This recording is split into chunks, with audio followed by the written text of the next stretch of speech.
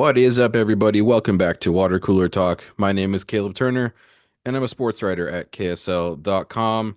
It is Sunday, May 18th. We're coming at you for your Monday sports conversations around the water cooler with friends, colleagues, whatever it might be, family members, debating the most important topics in the world of sports here in our KSL market. We're going to start off today with a bit of a change. We've been talking a lot of soccer and jazz recently, but there was some big news in the realm down south in Provo at BYU, and we haven't talked much BYU since the NCAA tournament. So I figured I'd take a second to talk about that as the Cougars hired a new athletic director to replace Tom Holmoe, who has been the leader of BYU athletics for over 20 years. Um, Former football player, NFL guy, had some coaching experience as well, and came in the mid 2000s and really kind of elevated BYU athletics. Steered it in the right direction from kind of where it was going in the post Lavelle Edwards era, and brought it eventually to the Big 12, and has, obviously had great success in football, basketball, and maybe even more importantly, more impressively, some of the smaller sports, the Olympic sports, as we know, whether that be track and field or volleyball and soccer and all those different sports. Tom Holmoe certainly elevated the status of BYU athletics to the point where BYU is currently ranked seventh in the Learfield rankings, which combine all the results of every sport on campus for different universities around the country, and they give them a score and then rank those scores. So currently, when you take every sport at BYU into account, they are the seventh best athletic department in the U.S.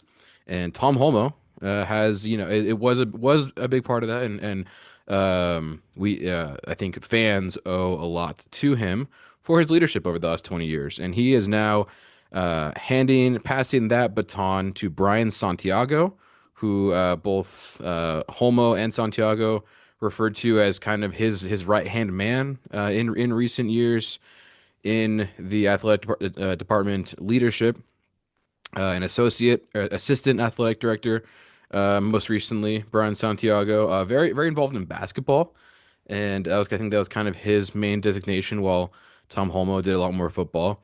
And Brian Santiago did speak about both football and basketball, but in particular, mentioned that he wants to lock down head coach Kevin Young with BYU basketball for the foreseeable future, which I think is very interesting. Obviously, it's a no-brainer as far as wanting to do it, with Kevin Young taking BYU to a Sweet 16 in his first year at the helm, and bringing in the number one recruit in the country in AJ Debunza. So obviously, it's not hard to see why he would want to lock down Kevin Young.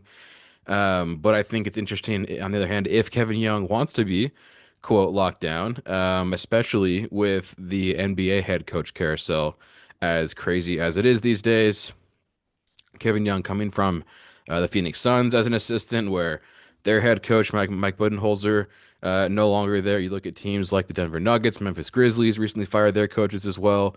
And so there's always opportunities, maybe more so now than ever before, in the NBA to kind of snatch one of those opportunities at a young age. You see coaches like Will Hardy, you see Mike Dagnall on the Oklahoma City Thunder, guys in their 30s, leading these NBA teams. So it could be tempting for Kevin Young, who spent so much of his time in the NBA, to possibly return as a head coach someday. It's only been a year, so it's obviously very early in his BYU tenure. He hasn't even had a chance really to coach his number one recruit in AJ Debunza. So obviously a lot to come on that front. But I think it will be interesting to see maybe how those negotiations go down, how long Kevin Young is kind of willing to commit to BYU long term, and just maybe, yeah, you see, how that goes with, obviously, Dave Rose was the coach for a very long time at BYU. He had a long tenure, but then, Mark Pope also had a long tenure, but a little shorter than Dave Rose. I think it ended up being, just 4 or 5 years.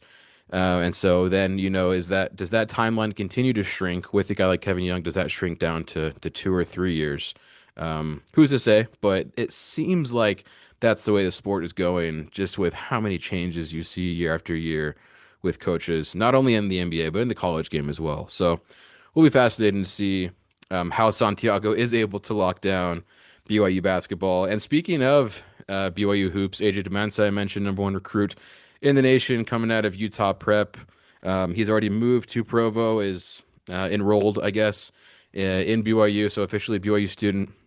And he posted a picture on Sunday of his first time going to an LDS church. So shout out AJ, really trying to get the full BYU experience. He is not a member of the Church of Jesus Christ of Latter-day Saints, but decided to give it a try if he's going to be calling Provo home for the next year, essentially. So, interesting little tidbit there for you BYU fans. And then the other thing that Brian Santiago talked about that I think grabbed maybe a couple headlines was just obviously the importance of football and how he mentioned that football drives the ship as far as college athletics are concerned, which once again, not a novel idea, not breaking news necessarily. But for a guy who spent so much time in basketball, Brian Santiago was a basketball player and spent a lot of time on the basketball side as an assistant athletic director, to see kind of how he handles that bigger responsibility of BYU football with a team as promising as we saw coming off of last year, top 15, in contention for the Big 12 championship down to the final week. Um, Promising quarterback in Jake Retzlaff. Obviously, we talk about coaches. Not sure there's a more stable or kind of culture heavy coach in NCAA football than Kalani Sitake. He's coming up. Wow, I can't believe this, but 10 years, coming up on 10 years next year, I believe, at BYU. I believe it was the winter spring 2016 that Kalani was brought on. So yeah, next year we'll be coming up on that 10-year anniversary for him. And basically had his best season yet last year. Obviously, you think about those kind of COVID seasons, 2020, 2021, maybe some caveats there, maybe some asterisks there when you think about those teams, but to do it in 2024 like he did in the Big 12, certainly very impressive. And Kalani Sitake is locked down. So if you look at an example of maybe what Brian Santiago wants to do with Kevin Young, it's basically the Kalani Sitake template, if you will. Um, giving him that 5, 6, 7, 8, maybe even 10-year deal, paying, $5 to $10 million a year to be competitive as a head coach, and then also providing resources for assistants. Obviously, we know that in the move to the Big 12, BYU did provide kind of just more infrastructure, more assistant coaches for several of these bigger teams like basketball and football, expanded their staffs, and I'm certain that that's part of whatever negotiations going forward with Kevin Young as well will certainly include the resources and kind of what BYU is able to or willing to spend on um, the overhead, if you will, of a basketball program, whether that be technology, facilities, think of it as you will, but to get to elevate and keep the team at a nationally relevant level, which they've shown that they can be and will be going forward with great recruiting classes. So that's our BYU update for you for now. Obviously, not a lot of live action sports going on at the moment in college, but off the field, off the court stuff, there's always plenty going on. And with a new athletic director, there will be a lot of new things there. Possibly some new hires. Who's going to replace him as assistant athletic director? Who does he bring in to kind of replace him on that basketball beat, if you will? And how does the first year of Brian Santiago's tenure as a BYU athletic director go, replacing a legend, if you will, in Tom Holmoe, who brought them to where they are the last 20 years. So some fun things to watch there for BYU fans over the next few months and year or so. Which now brings us to our next topic, which will be the Jazz. Talk a little basketball, continue on with that theme. Obviously, we brought you a special episode last week on the night of the NBA draft lottery.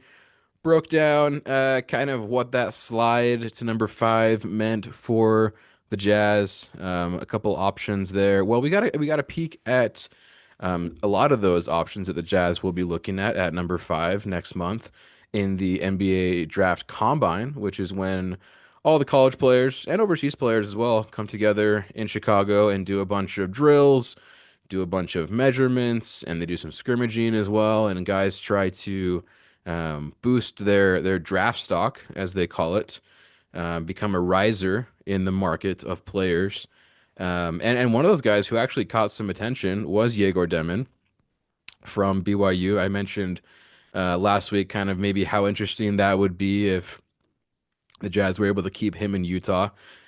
His range when we spoke last week was in that 10 to 15 range, but he could be moving up into the top 10. It's funny how this works because he was originally thought of as a top 5 pick, drops down to 15 and could be on his way back into the top 10 now. So fluctuations, but his what he was able to put on tape at that combine as far as measurements, I believe he was a little bit taller than some expected. Some shooting drills in there. His passing has been heralded as the best in this NBA draft class. So, if you have a kind of a token skill like that, that you can say, you can point to him and say he is the best at that in this draft. Well, it'd be hard to argue he's not a top 10 pick at that point, right? So would it be a reach for the Jazz at number five? As of right now, probably a little bit.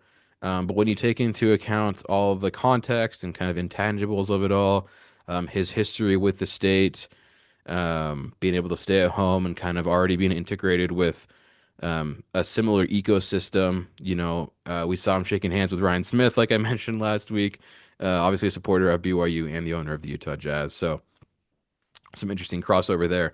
But another guy that almost immediately after it was announced that the Jazz would have that number five pick, in the replies to several posts about that news, I saw Jazz fans talking about a guy that I mentioned out of Duke that's not Cooper Flag, and that is Con Kneppel. And he's, at the very least, kind of on a surface level, thought of as a shooter. Luke Kennard type guy, also out of Duke. But I've seen some interesting things coming through about him over the last couple days that could expand that profile beyond just a shooter, beyond just kind of a 3-and-D, one skill type guy.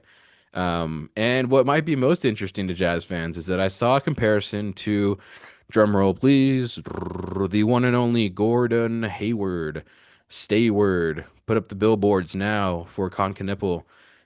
Could we have another Gordo on the horizon for the Utah Jazz at that number five pick? He was higher than Gordon Hayward was taken. I don't remember exactly what pick, but I think he was in the teens for Gordon Hayward. So it took a couple years for Gordon Hayward to catch on to become an all-star. Drafted 2010, 2011, somewhere in there. Didn't become an all-star until 2016, after which he almost immediately left to Boston. And it still stings for Jazz fans. Think of what could have been if he doesn't go to Boston. Probably doesn't have that bad injury. Do you play him and Donovan Mitchell together?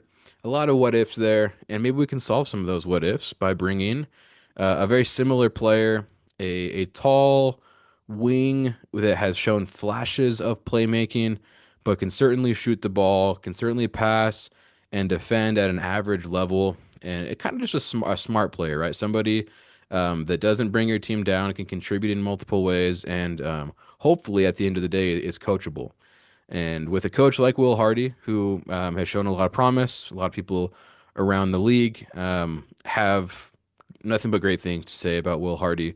He's been strapped with some tough situations over the last couple of years, but we saw with some of those early season Jazz runs, I mean, immediately after he took over in 2021, 2022, check that.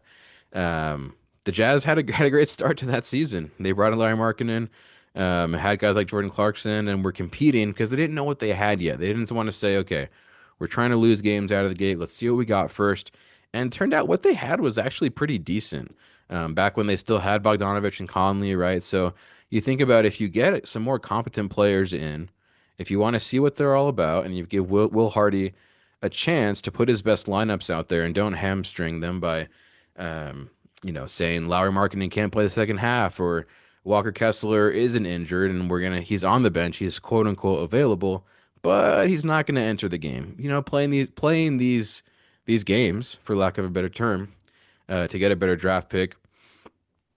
What if Will Hardy didn't have to do that? I think you might be able to see some better things out of him. And if you look at a couple examples of young players that Will Hardy has coached. Walker Kessler came in, obviously the physical tools all there. Very very tall player, moves well, can block shots. Had a great rookie year, bit of a down year, but for Walker Kessler to rebound like he did and have a really solid year this season, leading the league in offensive rebounding percentage, I think a couple different stats in offensive rebounding, um, leading the league for a long time in field goal percentage until he started to take and miss more threes.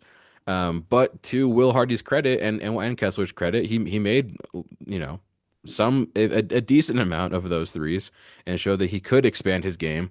And the willingness between player and coach to try out some new things. I think obviously it's in a losing season where you're not trying to win games, but I think Walker Kessler's at a point right now where he is a solid NBA starter, one of the best shot blockers in the NBA, great rebounder. And if he adds that shooting, who's to say what that ceiling is? So you take the example of Will Hardy coaching Walker Kessler to Will Hardy coaching Con Kneppel. Comes in as, a one skill guy, just like Kessler was just a shot blocker. Kneppel just a shooter. But, all of a sudden he has the ball in his hands a lot more. You're trusting him to bring it up the court, make some plays, make some reads. Maybe you trust him on defense as well. Maybe you give him a tougher assignment because I'm sure we all know at this point that Keontae George is not the best defender in the NBA. So maybe you give him Keontae's assignment. Maybe give him Jordan Clarkson's assignment as if they're, mostly negative defenders. If he steps up and shows, hey, I've got a little bit of that tenacity. I can defend. Maybe he takes the place of, if for any of you that were Simone Fontecchio fans a couple of years ago, takes on that kind of role. A small forward type that can shoot it, that can do a couple different things, get to the hoop, can pass and can defend at an average level. Um, every NBA team's looking for that, right? Just a guy that can shoot the ball and not make too many mistakes on either end of the floor. Obviously, you don't want to go with just kind of a safe, potentially good option with a top five pick. But also it's a high floor. It's not, you know what you're getting, and it's not going to be a bust because he's shown that he can shoot at the very least. And at the very least, it's a skill that you need in the NBA is perimeter shooting. So I just thought that was a very interesting possibility. As soon as I saw that Gordon Hayward comparison by our guys over at The Ringer, J. Kyle Mann and Danny Chow, I was like, oh, there it is. They've got this fun little draft board if you want to go take a look at it. And at the bottom, it has these little bubbles. And based on the size of the bubble, it's maybe how close of a comparison they are to certain players. And the main bubble on Concanepal's page was Gordon Hayward, biggest bubble right in the middle with that name on it. It said Stayward right there. I could see it, Jazz fans. You want him to stay and you want them to draft Concanepal. I'm reading the replies. I'm in the comment sections. I'm seeing what you're saying. I'm trying to read what you're putting down. And hey, if you can't get the one Duke guy, maybe go for the other Duke guy because they are a storied program after all. And it wouldn't be the first time, a uh, couple Duke guys. It's escaping me right now. But if you guys can think of other Duke players that have come to the Jazz and have succeeded, um, please let me know because it is escaping me right now. But I know it's happened. So, oh, Filipowski, that was the guy. Kyle Filipowski, last year drafted by the Utah Jazz from Duke, and ended up being potentially their best rookie between him and Isaiah Collier. And he was taken like late first round, early second round. So I think you can trust these Duke guys. Whatever Coach Schreier over there is doing, replacing Coach K, I think is it's actually working out pretty decently. So maybe check him out. Check out some of those comparisons from the NBA Draft Combine. Jonathan Givony, also over at ESPN, has a different style of player comp where he matches up the measurements. So height, wingspan, weight, all that. He kind of lines those up in his database. He finds whoever the closest profile is to that player in his draft archives, database, whatever it might be. So I don't think he had one up for Concanepal as of the last time I checked. So keep an eye out for that. The Yegor Demon one was an interesting one, I remember. It was more of a power forward player, I think, that I was a little surprised by. The comparison I've always made is Josh Giddey, a bigger point guard type. But I think I checked and Yegor has a longer wingspan than Josh Giddey. So you look at that, maybe a better defender than Josh Giddey, who's to say? So a couple interesting things there for you as we get ready for the NBA draft next month, which it'll be an exciting time for the Jazz. Like there's no two ways about it. You got 4 picks in the draft, new players. You're gonna see these guys a lot with a young team. You saw Filipowski and Collier a ton this year. So you might as well, if there was a time to get invested in the draft, I think it's probably this year for the Jazz. So we'll talk more about that certainly as it approaches closer to that mid to late June draft window. So that's our Jazz beat for a second there, and we will finish with a bit of soccer as it is our in-season sport at the moment, and a couple interesting results taking place over the weekend for your Utah Royals and Real Salt Lake. We'll start with the Royals. It was a more positive result. It happened first early Saturday evening. The Utah Royals in Washington, D.C., and it was a wild one. Set the record with between the Royals and the Washington Spirit, set a record for fastest most amount of goals scored in the least amount of time, I guess. So 4 goals in the opening 22 minutes of that game. It was tied 2-2 in the 22nd minute, which set a new record for the NWSL. And the first of those goals was BYU alum and Sandy native Brecken Mazingo. Shout out to Brecken. It was her first NWSL goal. She was drafted last year as a rookie to Utah, and has had her fair share of struggles, kind of getting up to speed with the professional game. But got in there, made the tough play, got to a rebound in the box, and was able to get that home for her first NWSL goal. So congratulations to her. Second goal was scored by Cece Kaiser, a newcomer to the Royals, just in the last couple months, brought on as a free agent. She got on a rebound in turn from Brecken actually, and slotted that one home. And the third one was an own goal. Utah led for most of the game with a 3-2 lead after that own goal. But then in the 103rd minute, so this is 13 minutes after the game is, after regulation, after the game is supposed to end, they added 13 minutes of stoppage time, which was excessive in my opinion.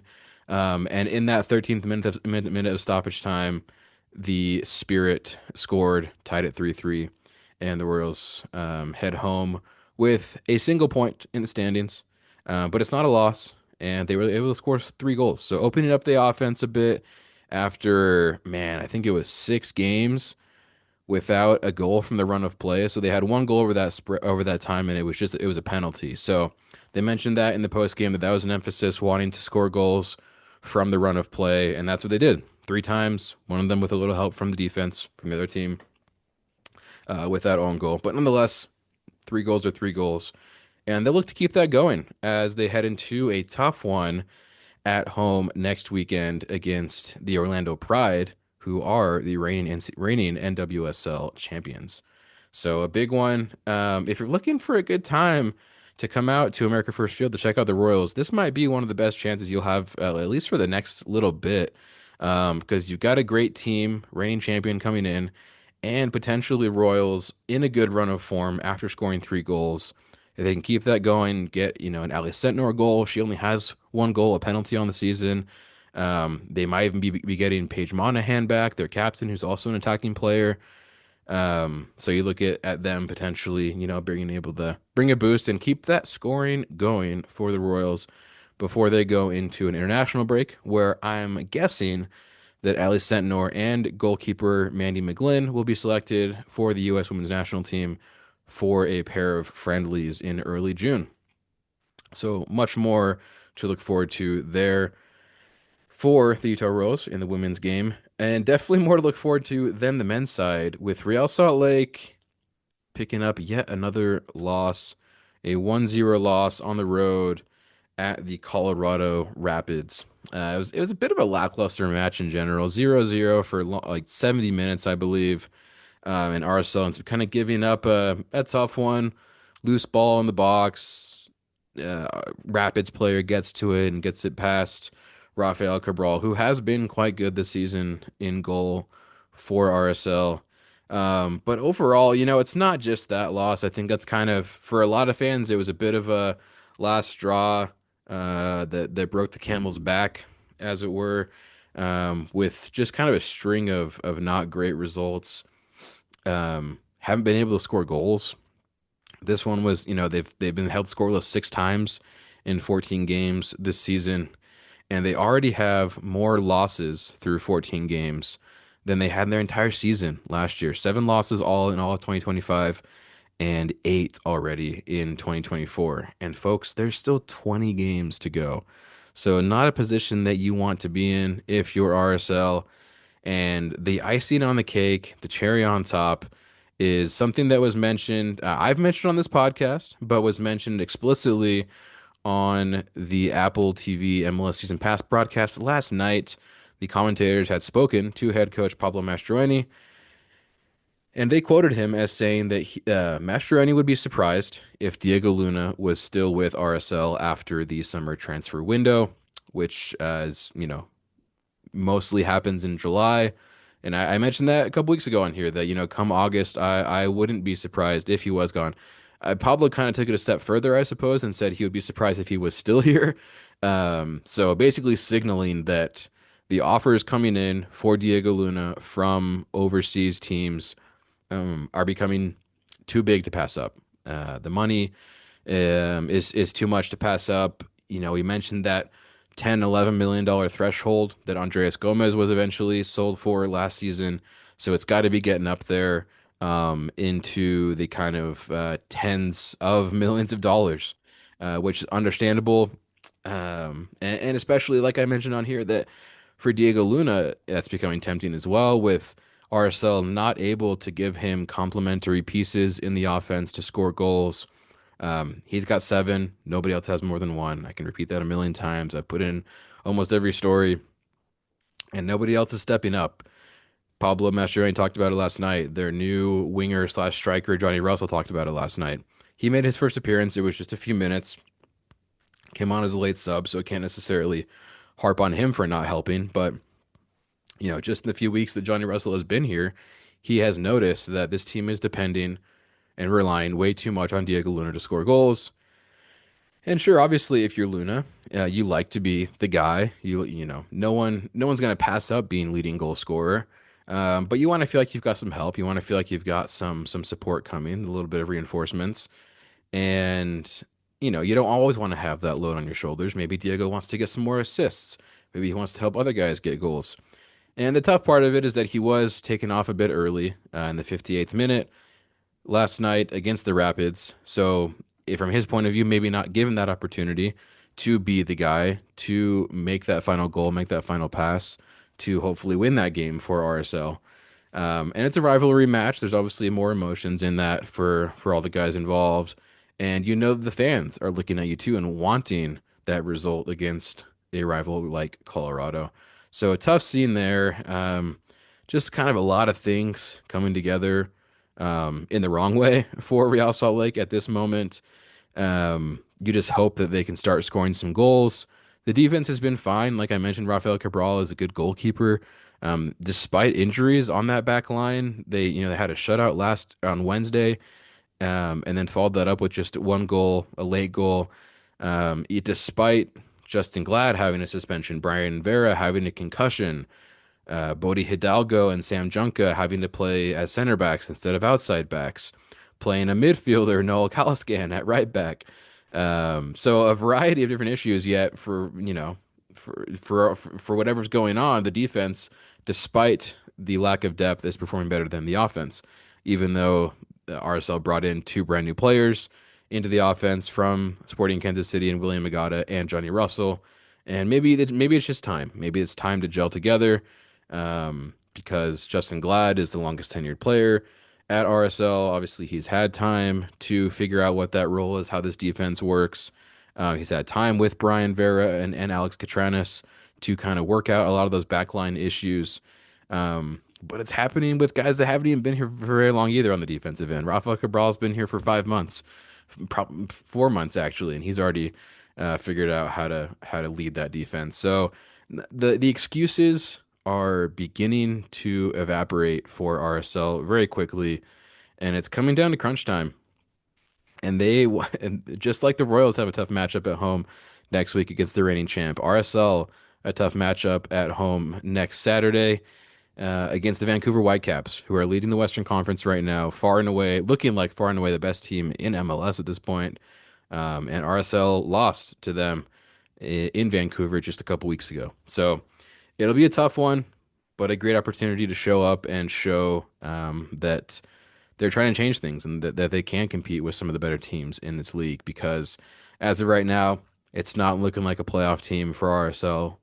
Though I always thought that Pablo Mastroeni's floor as a coach was, the playoffs. That at the very least he would make that 9, 8 spot as a playoff team. But RSL consistently in that 11, 12, 13 range in the Western Conference, which is not going to cut it as we approach the midway point of this season. Game 14 is done. Once we hit game 17, that is the midway point of the season with 34 total games on the MLS schedule. So nearing that halfway point, certainly, plenty of time left to turn things around. But if you're not able to show it for half the season, what are the odds that you show it for the second half? We shall see, especially if your leading scorer ends up on a different continent. So things looking tough for RSL. That is our update for this week for you guys. A little bit of everything. Hope you're all doing well, and we will be back at it next week. Thank you for listening.